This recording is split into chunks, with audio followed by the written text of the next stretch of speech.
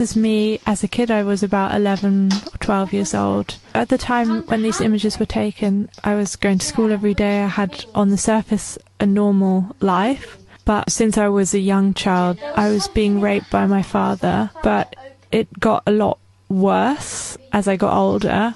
My father is a Freemason. I was taken to a lot of rituals in central London, in the Grand Lodge, or sometimes more locally in the local area where I lived, which was in Richmond, Teddington. What was the main way in which the Freemasons abused children, and you specifically? The main way was rape, but the worst ways were using your hand to kill another being. What was that abuse? Just so that we can then understand what you're acting out here as children. I saw a little boy being murdered by the Freemasonic group, and in this particular ritual, which is in the Grand Lodge in London, I've talked about it in other videos, there were many little boys. I saw how there was rape in different rooms of the Freemasonic building, where the little boys and me were taken into rooms and raped by these men, and this boy,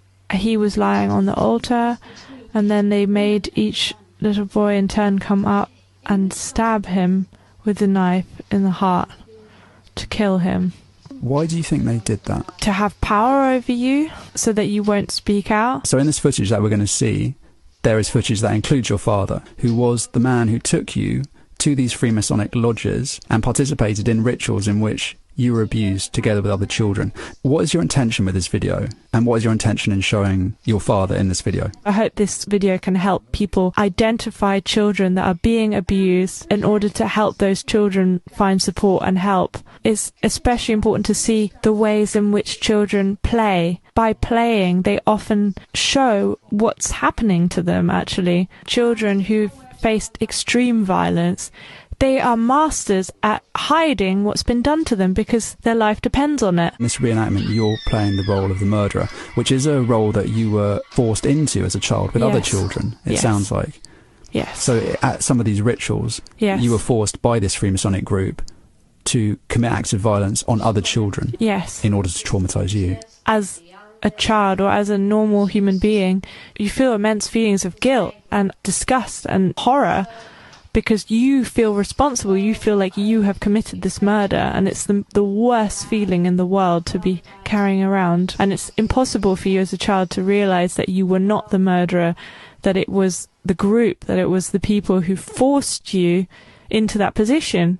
So you see me, the murderer, going into the house and into a cupboard. I mean, I'm wearing a long black robe, black gloves, my face is covered.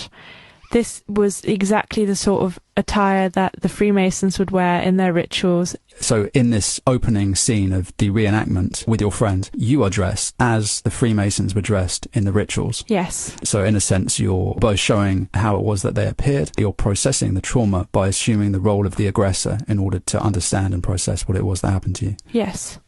I go into the cupboard. The cupboard, again, is a really important part in the house, because in this cupboard there were loads of shoes in different bags. In the shoes he was keeping a lot of drugs, which again were administered to me in the ceremonies to further increase my confusion and disorientation. So he hid the drugs that he was using to sedate you before you were taken to rituals in which you were abused and raped and tortured.